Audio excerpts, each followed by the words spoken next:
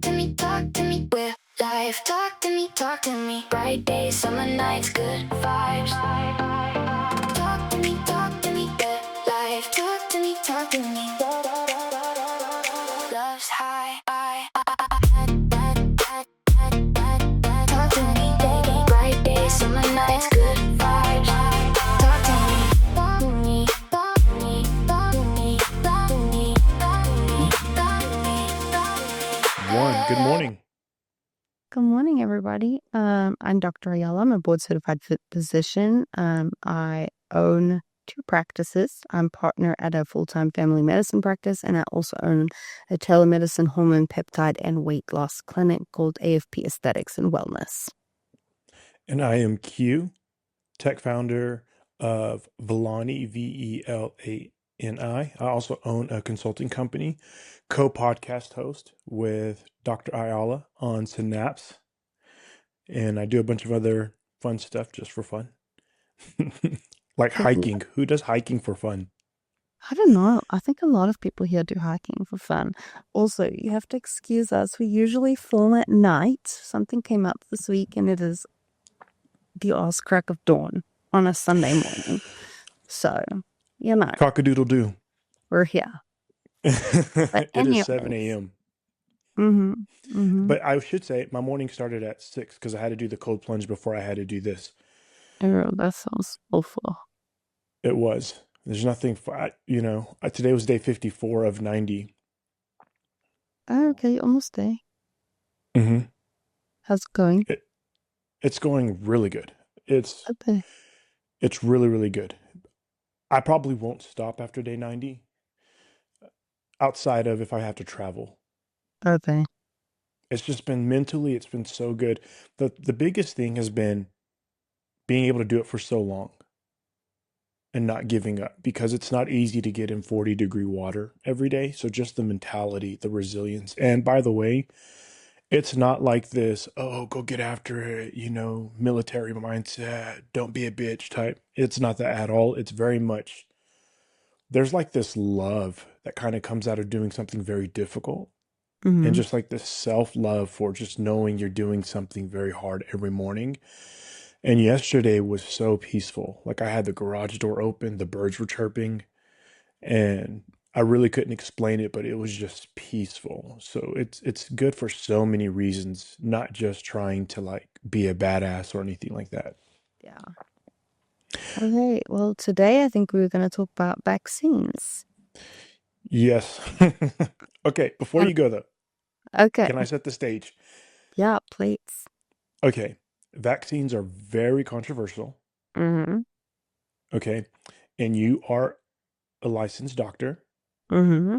And you have doctors on both sides of the spectrum of pro-vaccine, absolutely not at all. And you're here to bring some clarity. Yes. Or is that too much pressure? No, I mean, I'm happy. I'm curious as to, I do not mind. So this is my stance on vaccine. I am pro-vaccine.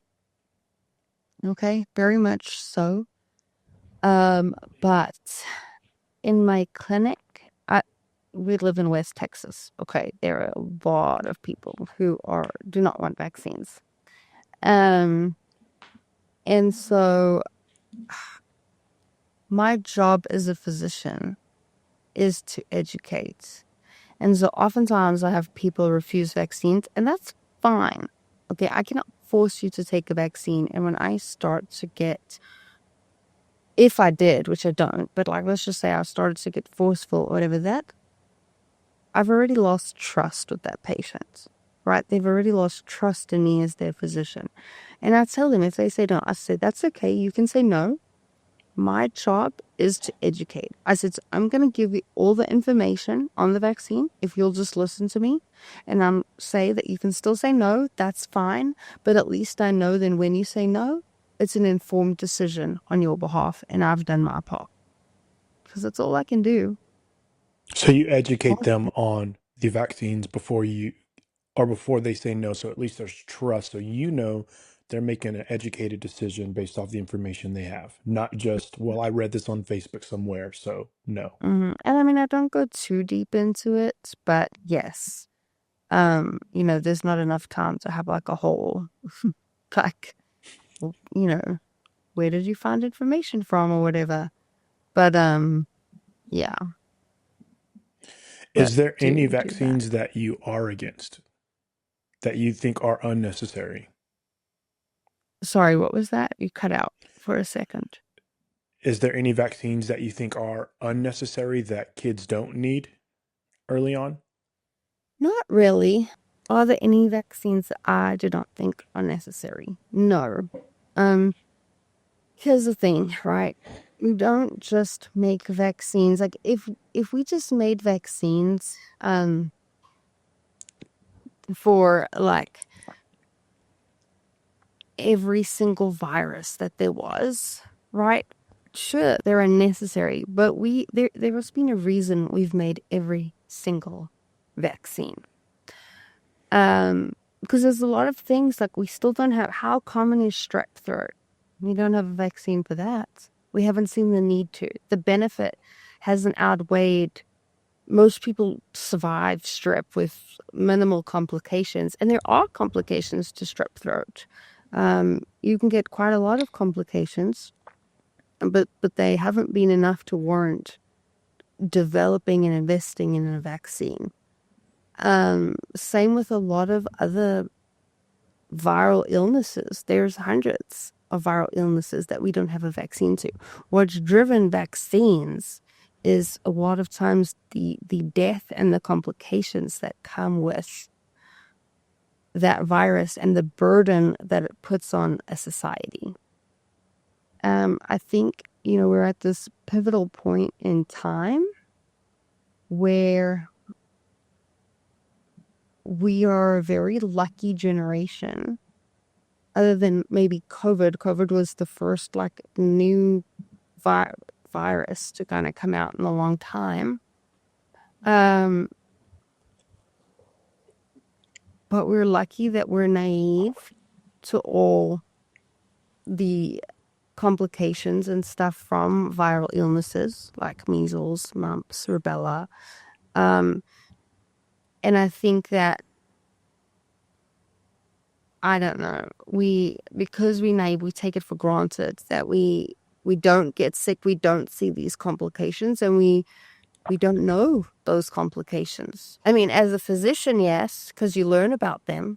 So yeah, I just think we're kind of a lucky society to have the ignorance to not know how bad it used to be. And you can use the argument, well, I have a healthy immune system, and the thing is yes, now we do, but a lot of the infant or the people that were at risk were children. Measles was the number one cause of children's deaths before the MMR vaccine came out.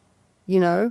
There are plenty of healthy children that die, and just because it's not your child, I don't know. What do you think about, and I don't want this to become political. I just know Yeah. RFK is championing this whole, he's not an anti-vaxxer. He's been very clear on he's pro-vaccine. But No. there's some vaccines like hepatitis A, hepatitis B that he believes kids aren't having sex. These are some of the vaccines they don't need. Is there anything you can say about some of those types of vaccines where it's like that kind of makes sense, or So Hep A, we don't really give that vaccine to kids anyways. Actually, it's a voluntary vaccine. You usually get it when you travel. So that one okay. is not, Hep A is really transmitted by food, actually. And it's not common in the US, but when you travel to other countries, you can get Hep A. Hepatitis B, on the other hand, no, children are not having sex, but parents are. Mm. And you do not. So what's scary about Hep B is that it's transmitted. It's not just sex. Yes, do we classify it as a sexually transmitted virus? But it's by a blood pathogen. Or if you live with somebody with Hep B, and Hep B is still pretty common, especially in like Asian countries and stuff like that. And I've seen it in my clinic. I mean, I have people with Hep B in my clinic. and it causes a lot of complications, and we don't have a cure for it. So hepatitis C, we now have a cure for it. Okay. Or at least we have medicine that can keep the virus I wouldn't say we have a cure, but can keep the virus at bay. You know, and yeah, a lot of times some people can, even their own immunity can overcome hepatitis C. But we don't, once you have Hep B, the likelihood that that kills you is high. If your mom or your dad has Hep B, you're gonna get it. You know, if you're born to a mom with Hep B, the child will likely be born with Hep B. You know, you can't guarantee that you won't catch Hep B from other sources. It doesn't have to be sex. Wow. It's blood. I don't know. Do you believe there's any truth to the more vaccines we're given, that there's some type of causation between that and autism or autistic? So If those are the majority same of thing, I'm sorry. vaccines, yeah, no, that's fine. So majority of the vaccines are given before 4 years old, or birth to 4. That's when most of we pretty much have all our vaccines by then, and then we don't have another one till we're like 12, and then before we go to college. Okay, and there's a few recommended in adulthood. But there was a study, I forgot what year now it came out, but it's what started the whole autism thing, and it was published in a journal, the Lancet journal, and it was of 12 children that made a connection between vaccines and autism. And that's kind of when this whole vaccine causes autism view took off. And so autism kind of develops around the same time as our vaccine schedule. People have made this correlation and causation relationship, and it's more of a coincidental relationship. Also, people were like, well, thimerosal is in vaccines, and that's the cause of autism. In 2001, that was taken out of vaccines as an adjunct. And autism rates have continued to increase. There are thousands and thousands of studies that disprove that vaccines and autism are correlated. Wow. It's true that, yes, the time that you get vaccines is the same time we start to ask parents to get questionnaires to screen for autism. And so, I think it's easy to want to blame something for that. I think as a parent with a child of autism, you look for blame sometimes, Or reasons, just reasons as to why. Yeah, and I'm sure, you go through a whole slew of things, like, is it me? Is it this? Why me? Whatever, you know what I mean? All those Right. things. But no, there is no correlation between vaccines and autism. And, I'm a N1, meaning my situation does not make a clinical study, but my children are fully vaccinated. Right. Mine are as well. We're pregnant with another. And so we've had conversations around it. And I think not knowing the deep studies that are out there, and because it's such a big vocal fight on vaccine this, don't do it there, yet we don't know the depth of what does this really mean. And so it's nice being able to talk to you. And when I look at my own life, I've been vaccinated. My wife's been vaccinated. All my other kids have been vaccinated. This is probably going to be even more controversial than the vaccines itself, but I think if anything's screwing kids up, it's way more of cell phones and screens and all of that stuff and sugar than it is some of these vaccines, to be quite honest. I agree. And And so, as you say, sugar, our diet. And I am curious as to what the cause of, ink. And I'm not a pediatrician. My specialty is not autism. So I don't know all the studies. Maybe they have found some causes or not. I don't know. But I am curious as to like, why is it because we're detecting it, more? We're just more apt to detecting autism because some autistic people are brilliant. I mean, super Oh, it's smart. a huge thing on X. Man, if you're autistic, anybody who's done something super genius in technology or business, they get like a hashtag autistic next to their name on their post because being autistic represents genius. So it's almost like, well, what is it? Is this a problem and you're mad, or is this actually a really good thing because apparently you're a genius if you're on the spectrum? Yeah. I don't know. There's just so much that has changed in society, and vaccines, a lot of them have been around for a long time, and the technology has been around for a long time. Yeah, Um, and so they're really safe now, and right, they still have to go through clinical trials. Even the COVID vaccine did go through phase three, pretty extensive phase three clinical trials. And right, I'll be honest, I'll be completely honest. When COVID first came out, I was pregnant and I was working in the hospital. And I will say this, sometimes even though you know everything, the science and everything, there's an irrational part of your brain when it comes to your children. I don't know if it's irrational. I wouldn't, maybe that's the wrong term. But like, for example, when my kids are sick, I hate taking care of them because my mind goes to the worst place, or either that, or like I'm not doing enough, I'm missing things because I'm a physician and I'm their mom. And, you just kind of overthink stuff, you know? And so the advice that I would give a patient, very confident in my abilities, in my knowledge when it comes to my own children, it's like a weird, like it's complete mom brain. The doctor right. brain like is there, but I can't talk myself off the ledge kind of a thing, right? And so when the COVID vaccine came out, there were a lot of pregnant physicians getting the vaccine, and I don't think they were wrong to get the vaccine. It's really safe, and they've proved it. But like I, because it was a newer vaccine out on the market, even though it had gone through clinical trials, like I didn't get it.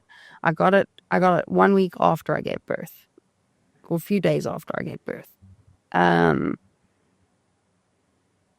And I was working in the hospital at that time, and there were actually a lot of complications in pregnant patients because you're immunocompromised when you're pregnant. And Right. we had patients in ICU pregnant because of COVID. Did they try to force you to get it being at the hospital or I give you an believe ultimatum at like, first, I hey, think because I was pregnant at the time, I didn't, not me, but I okay. think if I remember correctly, like, yes, you had to have it. Okay, so I think you've brought in a lot of light even to me. I didn't get the vaccine. I definitely think there's pros to them. I am not anti-vaccine. I would honestly go as far to say if there's any bad thing, it's going to be more of the Oxycontin type stuff and those types of addictive painkillers that we know are clinically proven to be extremely addictive. And And the virus itself is really harmful. As I'm saying, we're in a society like we're so lucky to not know the harms of these viruses. We're well, yeah, so smallpox, the to Spanish be flu. naive to those viruses, you know? And what's crazy is like, people in healthcare, even with COVID, there's still some people that like don't think it was as big a deal as it was. Now the virus has lost its virulence. Or it's still virulent. I mean, it's very infectious, but it's not as strong as it used to be because the Right, virus's goal is not to kill off its host, right? right. Um, and so, if it didn't happen to a family member personally, it's easy to be, or you caught it, and a lot of people were fine. I was fine. I'm sure I've gotten COVID way too many times to count, honestly. Yeah, Um, same. but but if you don't have a family member that something bad happened to or whatever, then I think it's easy to be naive to it. And that's Right. luxury, because when I started residency, it was the middle of COVID. Wow. I'm pretty certain every single ICU bed was a COVID. I mean, that whole hospital just about was COVID positive, but Hmm. it was an ICU was just filled with COVID positive patients. And my first patient to die, that I had to like counsel the family, was a COVID positive patient. And like, were sick or had underlying illnesses as well. Not all of them. I had some young patients in there that like didn't have any other comorbidities. It was weird. Um, but and maybe they died from the strain on their heart, or they had and it's easy to say, oh well, they had heart disease, so was it COVID that killed them? But COVID was, I mean, it was bigger than the straw that broke the camel's back, but they would not have been dead at that point in time had it not been for COVID. Right. Right. So there was a multitude of things, but that was the straw that broke the camel's back. That was the thing that Oh, said, now this immune system is completely fucked. And mm-hmm. I remember that time Chelsea was up there as well. And it's, do you remember the Ebola? We'll say this and then we'll hop off. Do you remember that whole Ebola scare, or was it E. coli? Yeah. Not Hold on. Ebola. It's not That Ebola. again. Is it E. coli? What is it? No, it is Ebola, the one that came from Africa. The Yeah.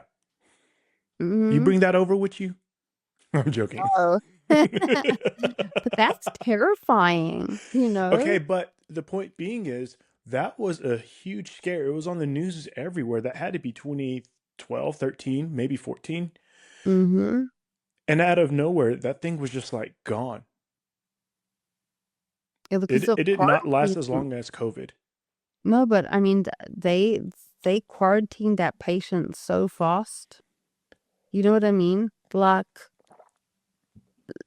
they have systems in place. I think the hard thing about COVID was it wasn't a known virus. And so we Right. didn't have things in place. And I think I do want to touch on something else. You know, a lot of people are mad, like, oh, we wore masks and the government tried to do X, Y, and Z. And I get that perspective. I do. I didn't like being home. I mean, hey, I lived in Lubbock, Texas. Like, my daycare was still open. And so I was like, Yeah. yes, my kids can still go to daycare, you know? Um, so like, and I did, and I still went to grocery stores and stuff like that. But what I will say is people blame the government a lot, but you have to remember medicine is a practice And a process. and a process, and sometimes we don't know, and so we just making the best decisions with the information that we have. But yeah, And that's the playing the violins on the sinking Titanic.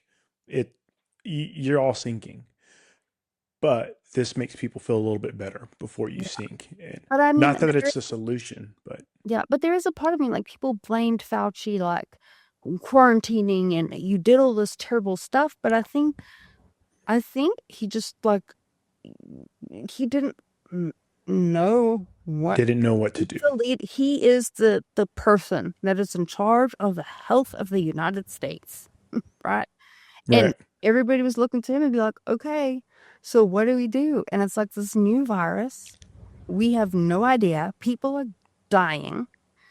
Um, you have other people that are like, don't, but we didn't know what to do. And as we found out more, we could make more informed decisions. Right. But at first, we had no idea. And so I kind of feel, and that's sometimes what is part of medicine, medicine. And I think people equate us to like lawyers. Law is black and white. There's a gray area in there sometimes, but for the most part, like, humans make laws and law is black and white. Medicine is not the same. You get textbook definitions of diseases, okay? And yes, sometimes a patient walks in and is a textbook definition of something, but other times it's not, because they their genetics make them show the disease differently. Or maybe they have 20 other underlying diseases. And so how that disease is displayed or affects this person is different. You can't learn 80,000 ways that a disease affects different people. There's Right. Each person is their own Rubik's Cube. exactly. And that's where medicine is hard. Okay, it's really hard because it's taking the knowledge that we have, the textbook information, and then taking this individual person that is not a textbook, right, with all their other diseases and all their other medications that may be interacting, and making a medical decision on them.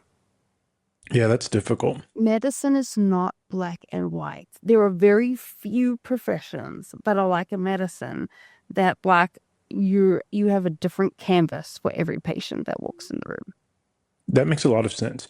Not to mention, we lived through what I would call a milder one compared to the Spanish flu, compared to smallpox, and a lot of these other things that have wiped out almost a third of humanity or third of civilizations in history. And so I think when you go through something like that and the outcome was that it's not necessarily minute because people lost family and loved ones from this. I mean minute in comparison to how much people have lost, how much humanity has lost previously, Mm-hmm. then it feels like we handled it wrong, but you don't know until you look backwards on, okay, now we have enough data, enough case study, and it is difficult to make those decisions when you're in it. And then we look to people like doctors or the government, and the first thing, like you said, is they're evil, they're evil. To be fair, I'm pro-government sometimes, I'm against them in other ways. Again, I don't want to get political. Me either. And I probably sound like people are probably like making an assumption on my political affiliation based on what I'm saying, but I think people would be very surprised, So I'm not trying to get political, but I would say I'm not your, don't put me in a box based on Yeah, what I'm saying here because politics is more complex than agreeing with yeah, everything on one side and everything on another side. right. No, I agree with that. Well, look, this has been great. I know this is super early. Like you said, cock-a-doodle doo. It's 7 a.m. for us. So you Yeah, go have a great day. I'm gonna go have a great day, and we'll hop on next week. perfect. You have a good one. Bye. Bye.